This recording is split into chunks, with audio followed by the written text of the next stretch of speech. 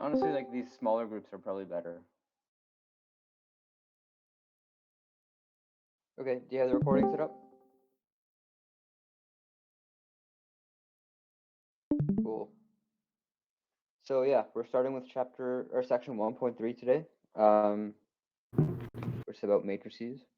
A matrix is like a rectangular arrangement of numbers. A matrix contains cells or elements, and they have numbers inside them. They are denoted A, I, comma, J, where I is the row number and J is the column number. Adding two matrices is simple. It's just addition of the individual components. And it's only defined when the two matrices have the same Who's typing? size.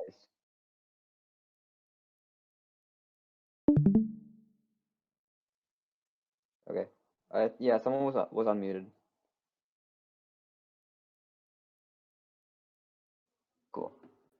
So multiplying a matrix by a scalar is also straightforward. Let me switch to the annotated version of my notes.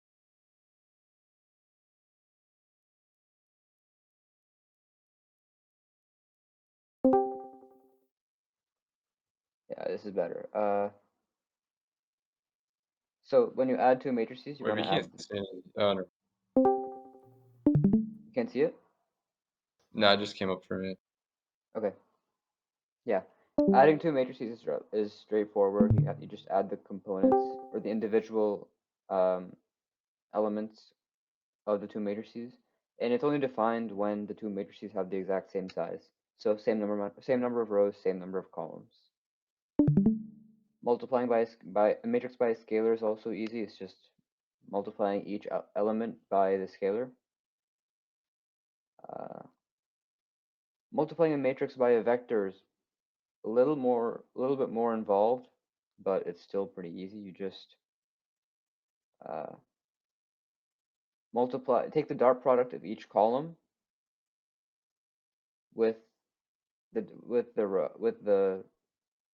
vector, which is done like this.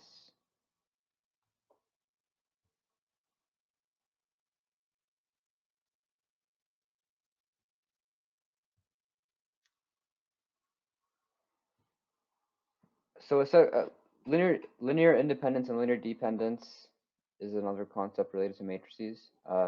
It relates to a set of vectors, and a set of vectors is linearly independent if there exist scalars a1, a2, a3, and so on, such that the only linear combination of vectors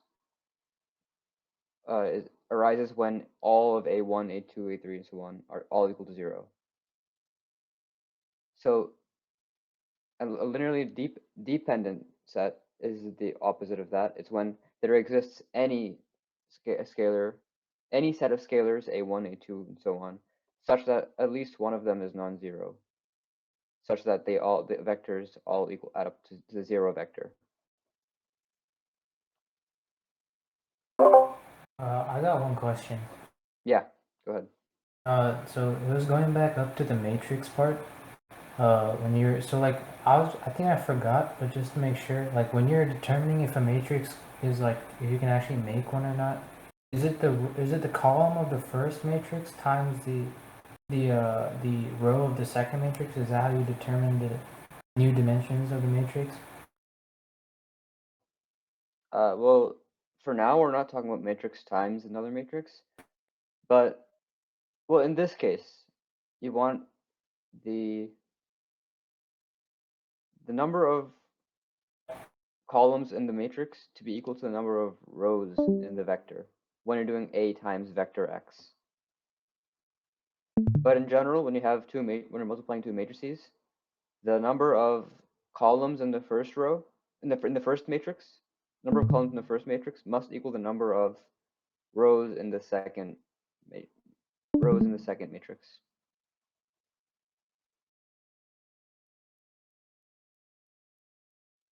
Does that help? Yeah, that works. Thank you. Yeah, no problem.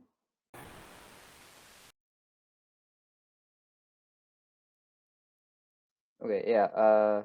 Linearly so vectors are linearly dependent if there exists any linear combination of them such that one of the scalars is not equal to 0 and all of them add up to 0 vector. In practice, that's usually solved using a system of equations.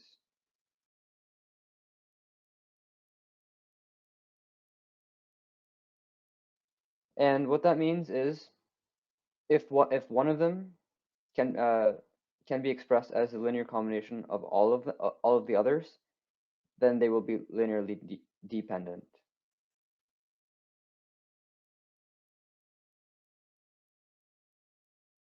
And this is just the proof for it.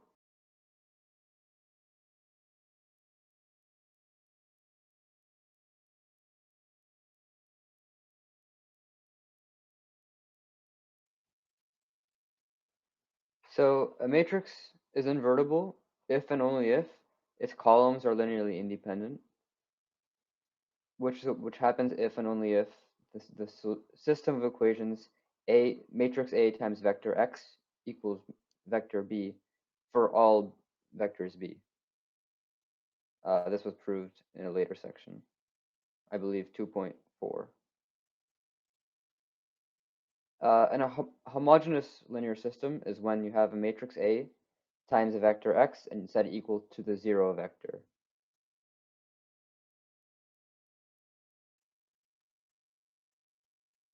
The linear system AX equals 0 has one and infinitely many non-zero solutions. I'm not sure what this means.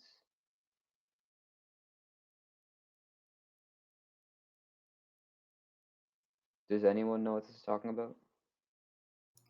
If if the equation equals the 0 vector, then it doesn't matter what you put in for x, it will always equal 0. Therefore, it has infinitely many solutions. Really? Does that work? Because if a times x equals 0, then if you divide 0 by a, then x equals 0.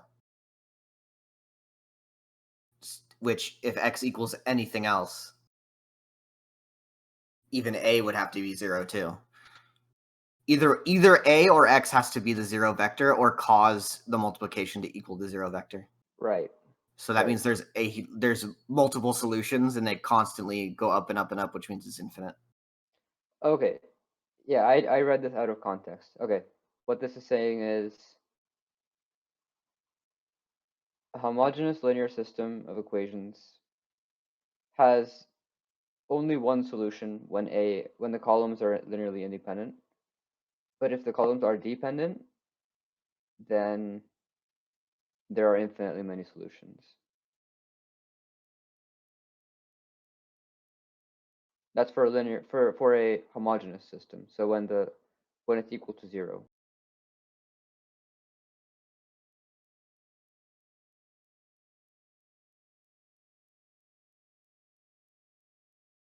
Okay.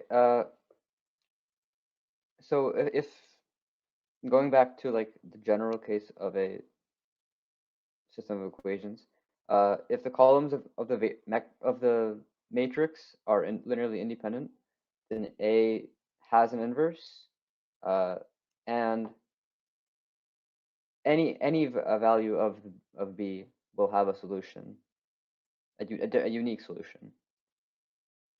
But if the columns of A are dependent, then the solution has either infinitely many solutions or 0 solutions.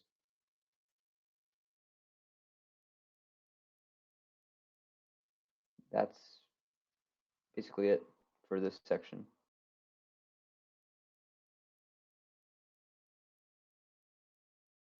Does anyone have a list of problems?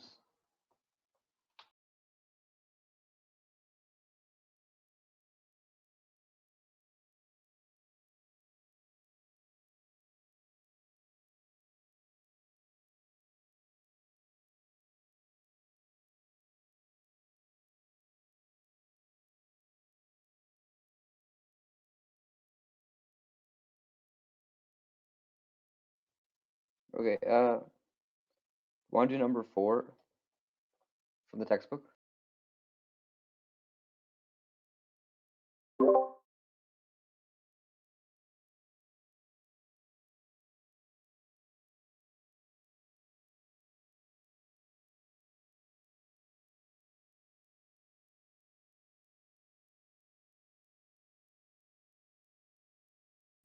Okay, should we do it individually?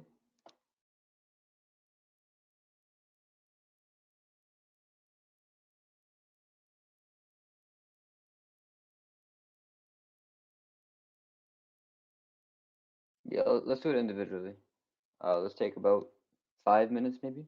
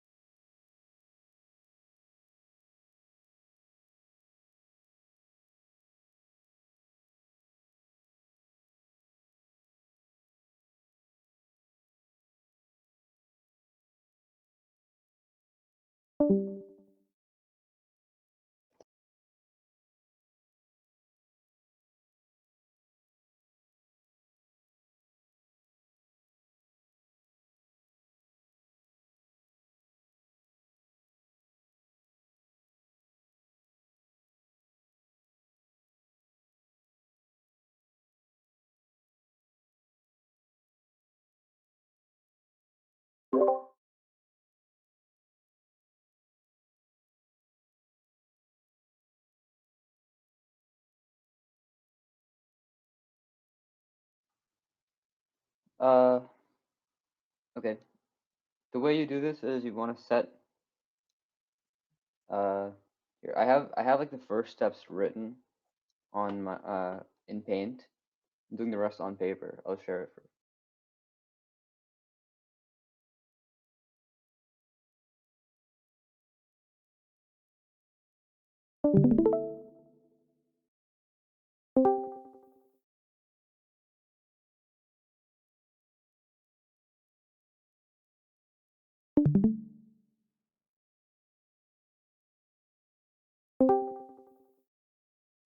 Oh, I wasn't speaking.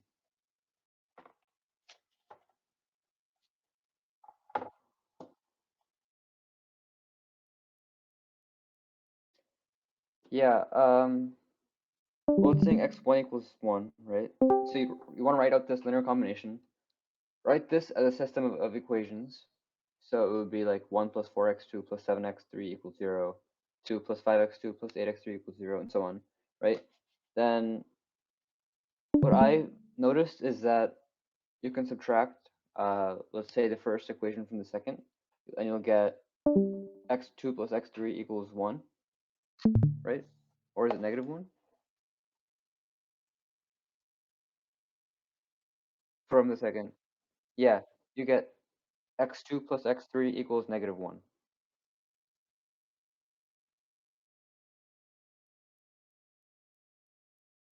Yeah, and then you combine that with any other equation. Let's say the first equation, and then get another system. So you get x2 plus x3 equals negative 1, or 4x2 plus 7x3 equals negative 1. Yeah, yeah. 1 second.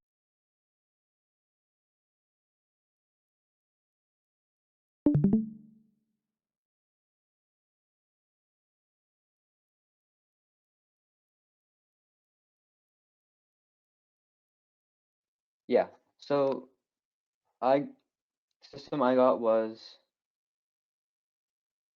1 plus 4x2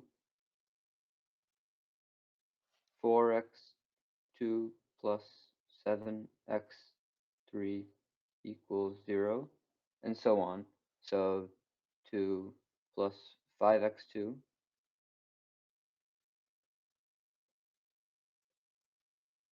plus 8x3 equals 0, right? And so on for the third equation. And then I subtracted the scalars from both sides. So I got 4x2 plus 7x3 equals negative 1. So I moved that over there, and so on, right? Then I found that between each equation you're going up by 1x2 and 1x3, and you're going down by negative 1 on the other side. So what that means is x2 plus x3 equals negative 1. So I combined this equation and this equation.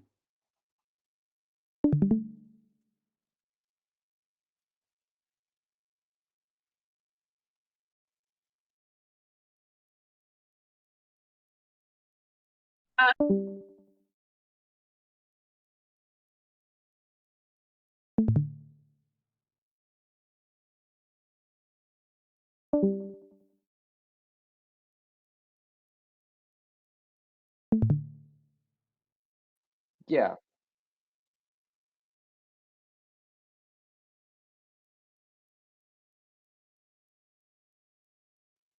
Well, it's essentially there's R3 minus or R2 minus R1 or R3 minus R2.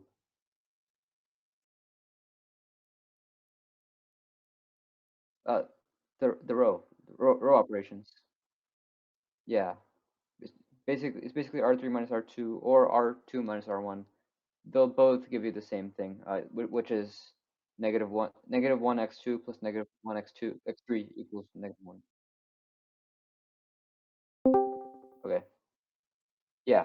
So once you get x2 plus x3 equals negative 1, and 4x2 plus 7x3 equals -1. You use that to make a new system with just two rows, which says 4x2 plus 7x3 equals 0 equals -1, and x2 plus x3 equals -1, and then you just solve this. I didn't actually do it.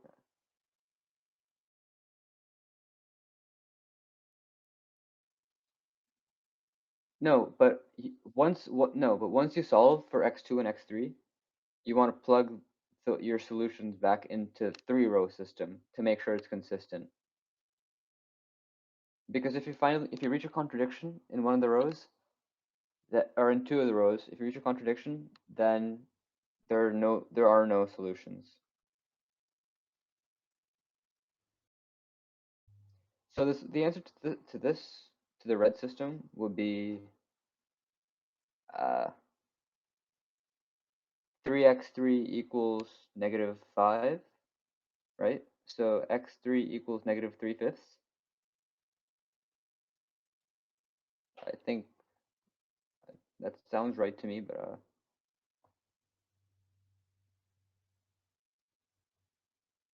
this says something completely different, doesn't it?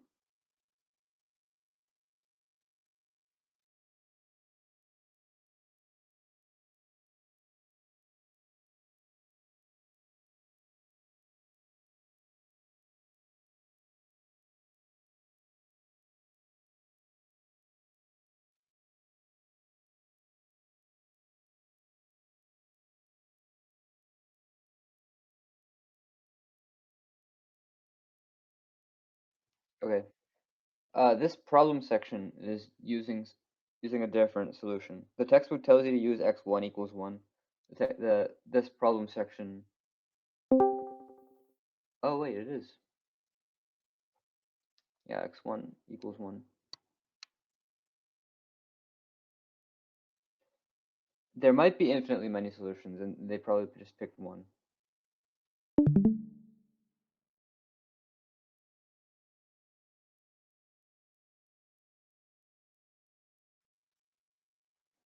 Yeah. Yeah, yeah, it is.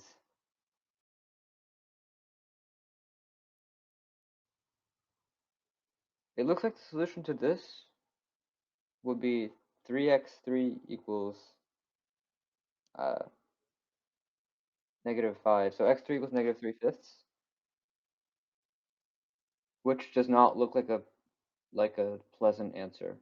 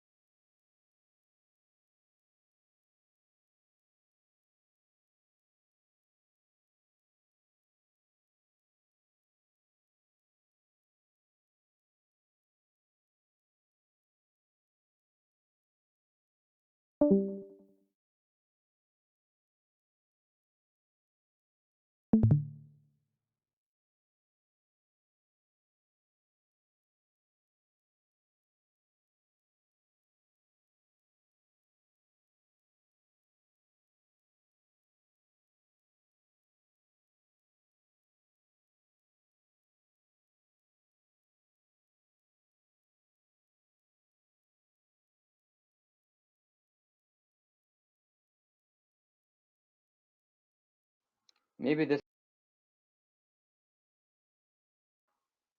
is better.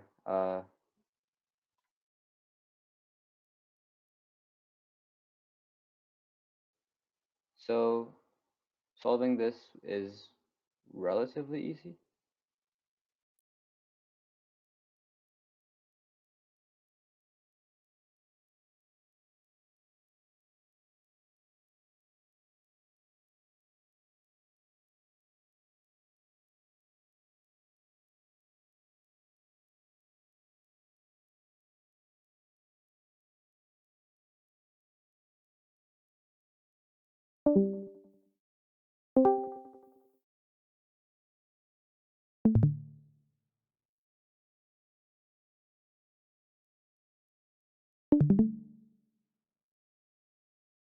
Oh, it looks like x3 equals 1, which is what they got.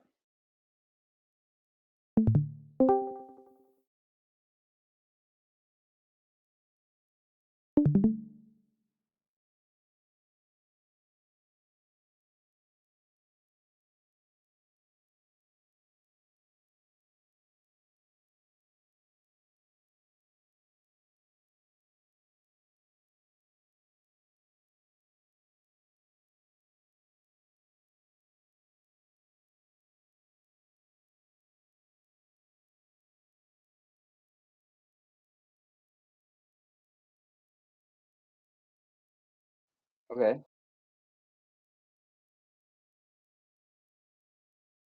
right.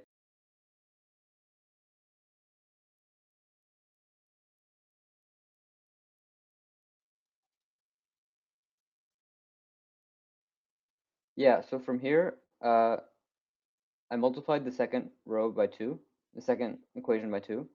Then I subtracted row 2 from row 2 from row 1.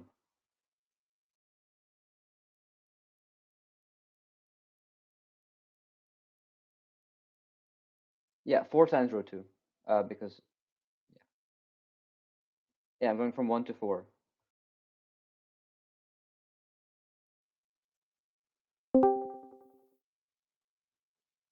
Basically. Yeah, basically. That's only because they told us to substitute 1 for row for the first constant. But I think yeah, if they hadn't told us to do that, I think we would have used the matrix to solved a linear system using like Gauss Jordan or something.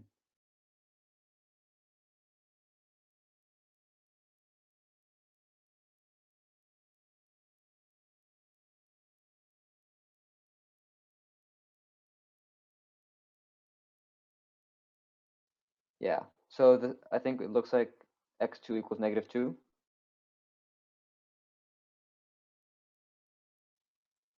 which is 1. They said +2. I think that's a typo.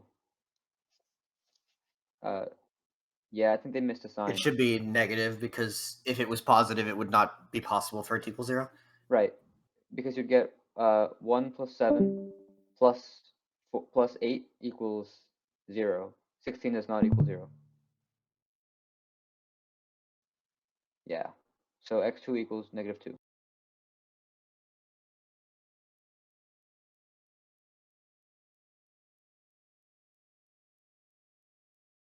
Does anyone have any questions? By the way, this means that the vectors are linearly dependent. Yeah, because there exists a combination between them that isn't just all 0. That too, but also, but what we found is that one vector can be expressed as a linear combination of the others.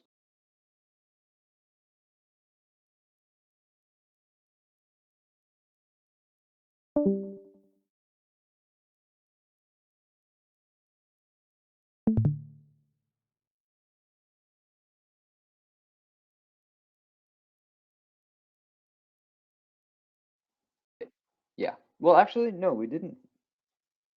No, we did. That's not what we did. No, we added double. We found this. We constructed a scalar. We picked any arbitrary scalar x sub 1, such that x sub 1 times w sub 1 plus x sub 2. Yeah, yeah, that's what we did. Yeah, a non-trivial combination. Yeah, I think this could be an exam problem.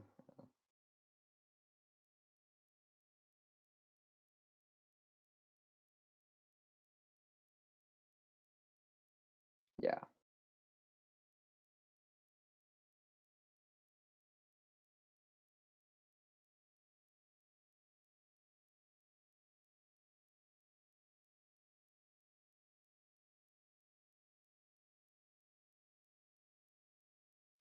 Yeah. Which problem should we do next?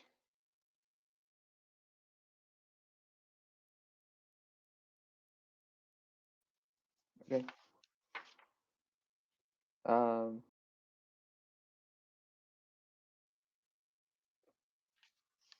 I'm not sure what 6 is saying.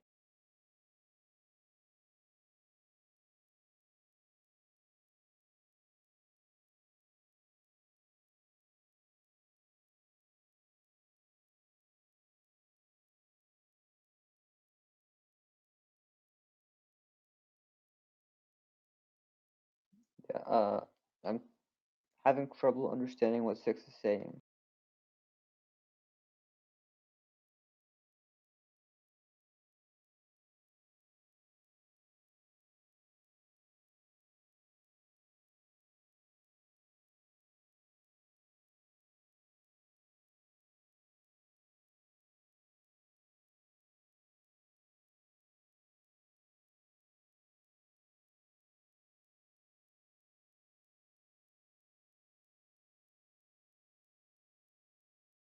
Yeah,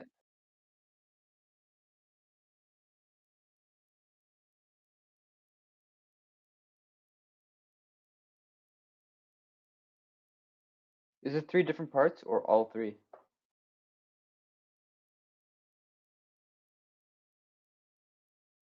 Yeah, okay. Yeah, let's do. Is it worth doing all 3 or?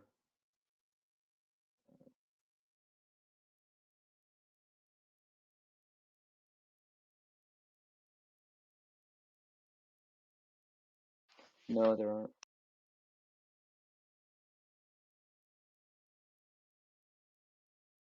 I don't know. I think the next chapter is more dense. We could Yeah, focus on this section for today, and then tomorrow go over the next few sections of chapter 2. Okay. Yeah. Okay, let's do all parts of 6 then. So 6A, should we do it together or individually?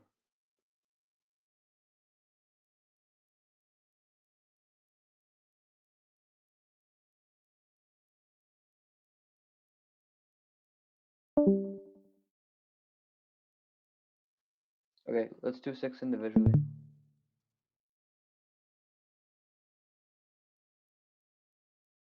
Yeah, 5 minutes.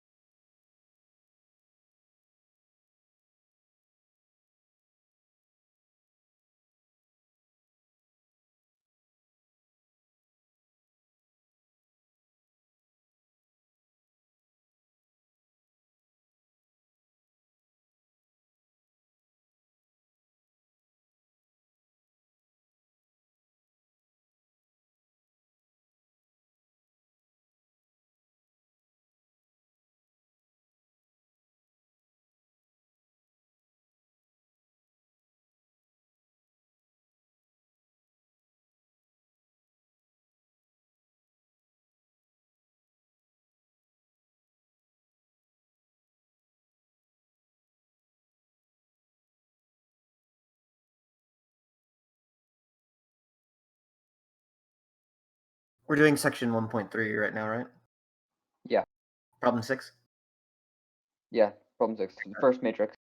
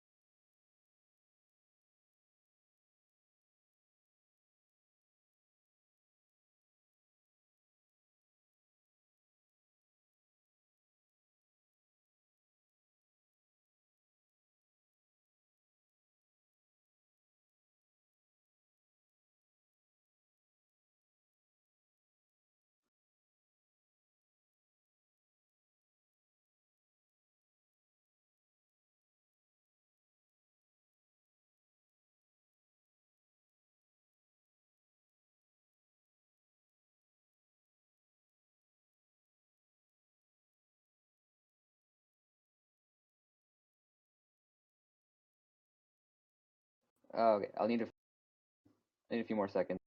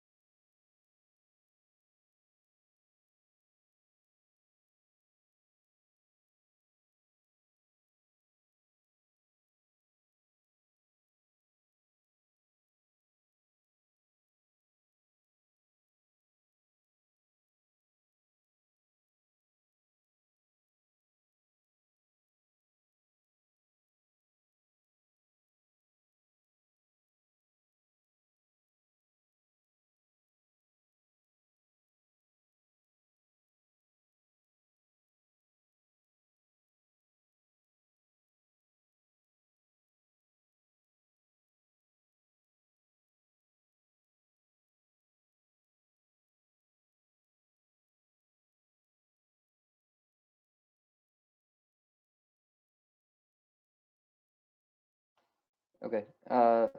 Should we go over it?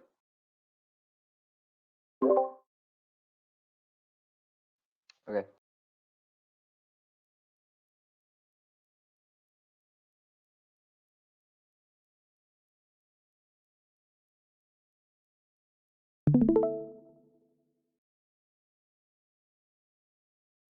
Does everyone see my screen?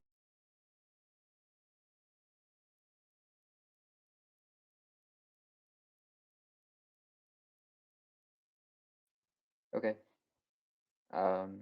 Yeah, so basically what we did was solve a system of equations, set up a system of equations. We want to we pick an x equals 1 and substitute for x equals 1. And then we solve for y because there's no z. So and then we can just do forward substitution. Y equals -1. We get y equals -1. Then we substitute -1 for y. We solve for z.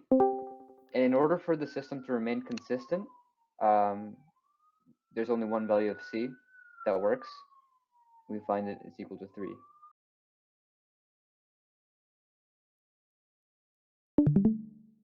I haven't actually checked to see if the solution works.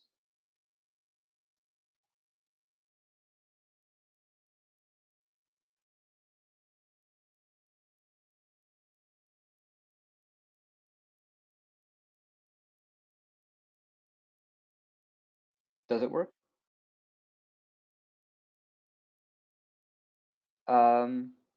Yeah, it's matrix 1. Yeah, I got the same answer.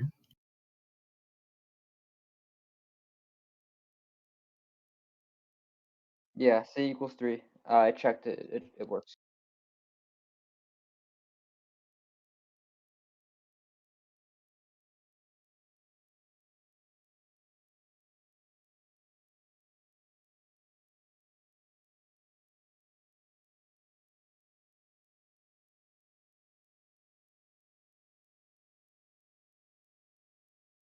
Yeah, because of the 0. Yeah, I see.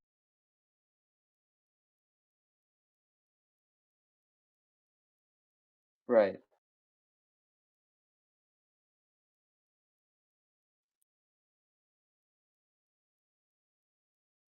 Okay.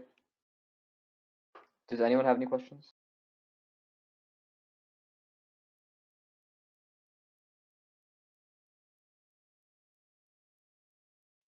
Okay.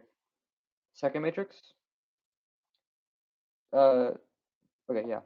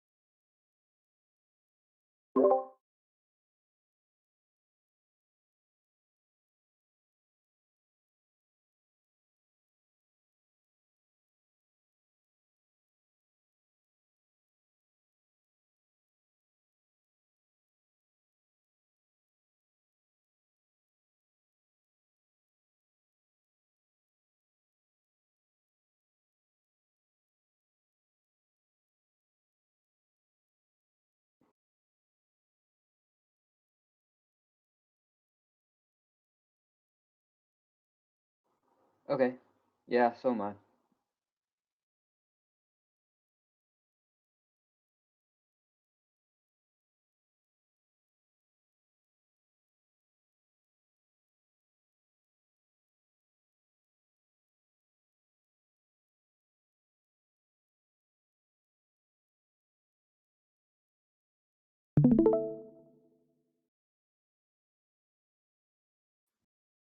Okay.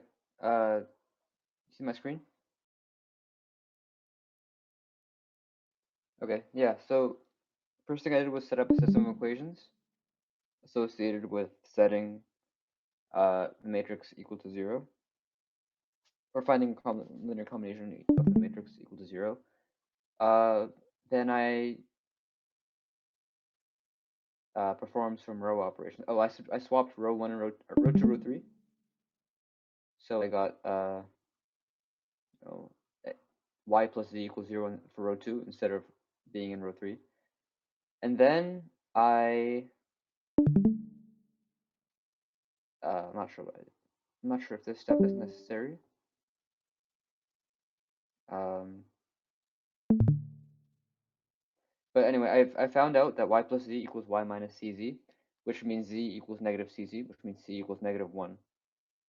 So that's our solution. And now to check my answer, I substituted that back into the original system of equations. And I found x minus z equals 0, x plus y equals 0, y plus z equals 0. And so what I did was I did row 3 equals row 3 plus row 1. And I got x plus y equals 0 for row 2 as well as row 3, which is always true for all x, y, and z, which means we have infinitely many solutions, which means our value of c was correct. Our value of c leads to the matrix, the matrix columns being linearly dependent. I've been gone for the past hour. What question are we on? And like, where We're do on you find 6. these questions? We're on 6 in section 1.3. Okay. Yeah, we're on the second matrix of 6. Is it worth doing the third one? It's going to be basically the same thing. Although it's a little more, it's a little bit more challenging. So this is the problem section problems. Yeah, basically. Uh, This is from the textbook.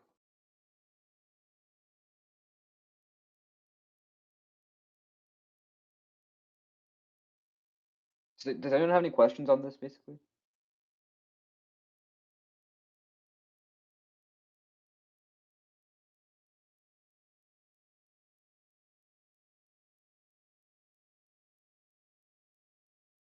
Yeah.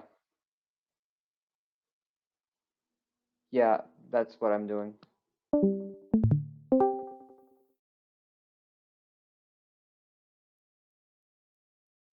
Let's do the third matrix and then move on. Maybe move on to section 1.2 or 2.1.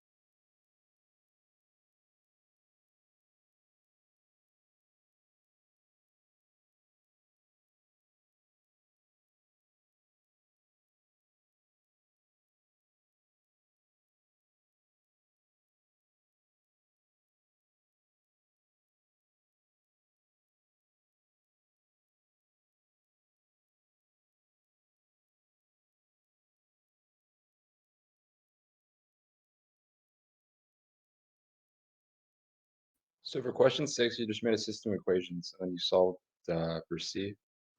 Yeah. You make a system of equations with the columns of the matrix. Gotcha.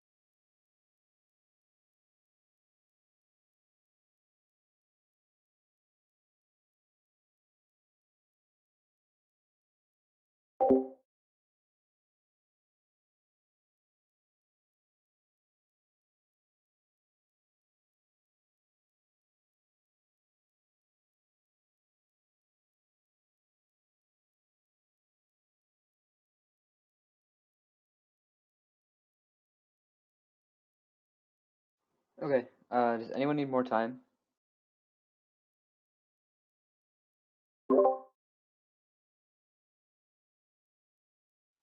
Okay. I'm not sure if I did it the best way. How did you do it?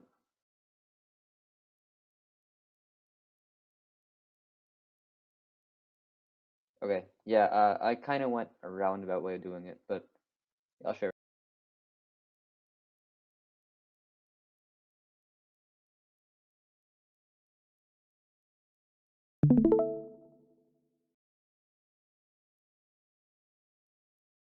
Okay. So first we set up system of equations, right? What I did next was I noticed that subtracting row 2 from row 3 would give me like smaller numbers. It'd give me 1, 2, 1. Yeah, so then I assumed C is non-zero, because if C is 0, that I think infinitely many solutions would yeah, I just avoided a lot of complications by assuming C is not equal to 0. So then if C is not equal to 0, I could multiply any equation by C. I could divide equations by C and so on. So I multiplied R3 by C, and then I subtracted row 1 from row 3, and I got Cy equals 0, which means y equals 0. Since C is non-zero, I can divide by C. Y equals 0. So then I substituted y equals 0 into the first two rows, and I got Cx plus Cz equals 0, and 2x plus 5z equals 0. Then I multiplied row 1 by 2 and row 2 by C, and I got 2cx plus 2cz equals 0, and 2cx plus 5cz equals 0. I did row 2 minus at row 1, I got 3cz equals 0, which means z equals 0, since c is non-zero. And so then 2cx must equal 0, which means x equals 0. So if c is non-zero, the only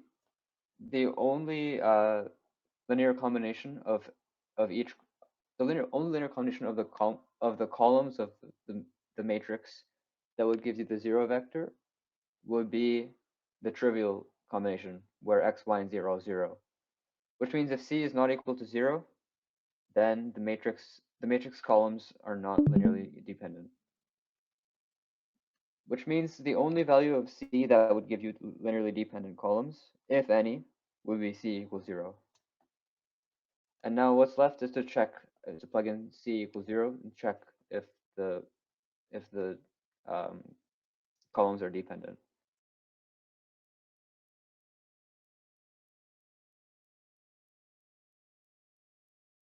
Does that make sense?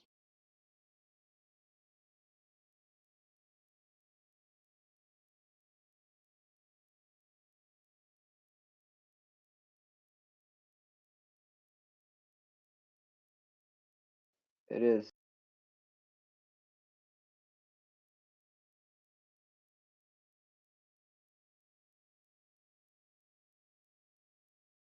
And plugging c equals 0 actually does work.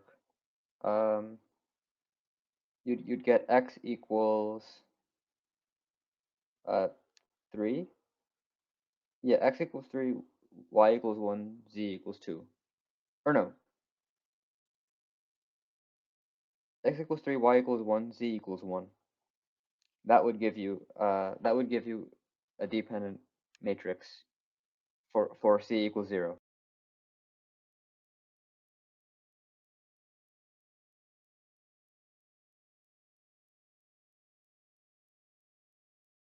Oh yeah, by the way, we can probably do 2.1 tomorrow because then we can do 2.2 on Monday. 2.2 on Monday, 2.3 on Tuesday, and 2.4 on Wednesday. Yeah, that would give us enough time. Yeah, but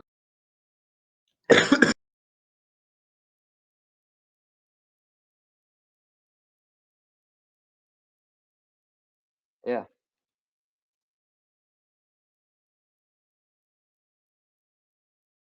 4x4. We can do it for a challenge.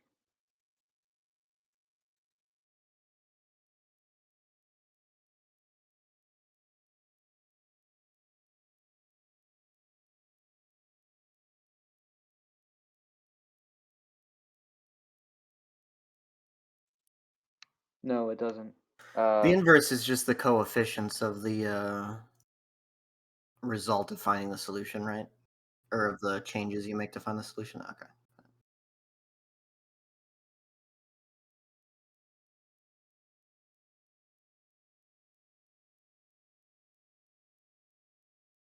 Actually, I don't know if this is useful. They're not gonna give us a 4x4.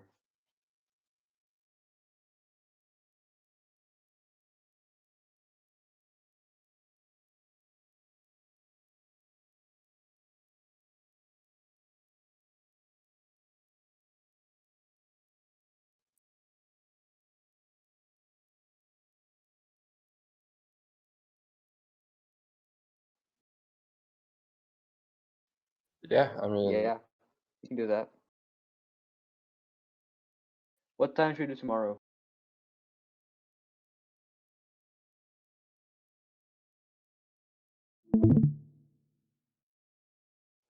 Okay.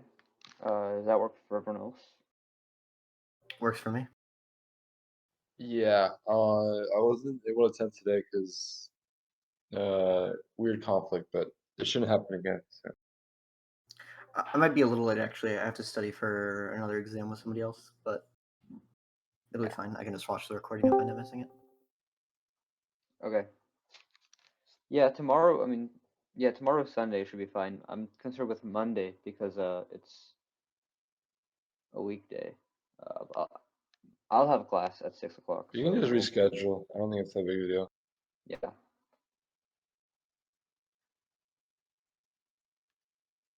Yep. Tomorrow at 6. You're recording, right? Are you done?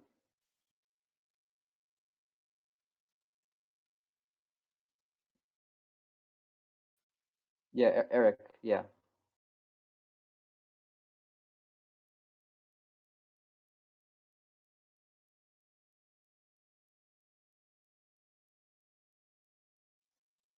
Yeah, you can send it to him. I'll tell him to upload it.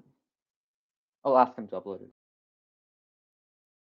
Also, by the way, Vishnu, can you post the lectures 1.1 from can you post your teacher's notes from 1.1 through 1.3? Yeah, I can do that. All right, thanks. Yeah. We'll see you guys tomorrow. That's it. Yep.